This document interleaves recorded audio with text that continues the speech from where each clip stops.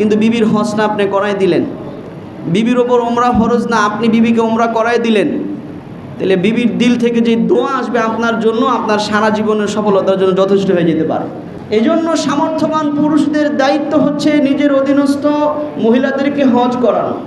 যদিও সে নিজের সম্পদ মালিক হইলে তার জন্য কি হজ ফরজ, আর নিজের সম্পদের মালিক না হইলে হজ ফরজ না। কিন্তু স্বামীর যদি সামর্থ্য থাকে, স্বামীদের উচিত স্ত্রীদেরকে, অধীনস্থ মেয়েদেরকে, নিজের মেয়েকে, নিজের পুত্রবধূকে, আরও যারা যারা আছে এদেরকেও কি করানো, হজ ওমরা করানো।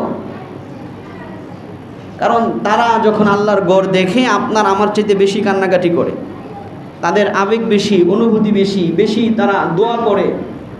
আপনি যদি খুশি মনে উপহার হিসেবেই, বিবির উপর ফরজ না কিন্তু বিবির হজটা আপনি করাই দিলেন, বিবির ওপর ওমরা ফরজ না, আপনি বিবিকে ওমরা করাই দিলেন, তাহলে বিবির দিল থেকে যে দোয়া আসবে আপনার জন্য, আপনার সারা জীবনের সফলতার জন্য যথেষ্ট হয়ে যেতে পারে। জোরে বলেন ঠিক কি না? আল্লাহ তাআলা আমাদেরকে যাদের সামর্থ্য আছে তৌফিক দান করেন, যাদের সামর্থ্য নাই তাদেরকে আল্লাহ তাআলা সামর্থ্য কী করেন, দান করেন। আমি যদি আল্লাহর রাস্তায় খরচ না করে হইতে পারে, এটা আমার ধ্বংসের কারণ হইতে পারে, এটা আমার জন্য ধ্বংস নিয়ে আসতে পারে। যেই টাকা বাঁচানোর জন্য হজ ফরজ হওয়া সত্ত্বেও করছি না, হইতে পারে না করাটা আমার দুনিয়াতেও ধ্বংসের কারণ হবে, আখেরাতেও তো হবে। এই জন্য কৃপণতা আনা যাবে না হজ করার ক্ষেত্রে।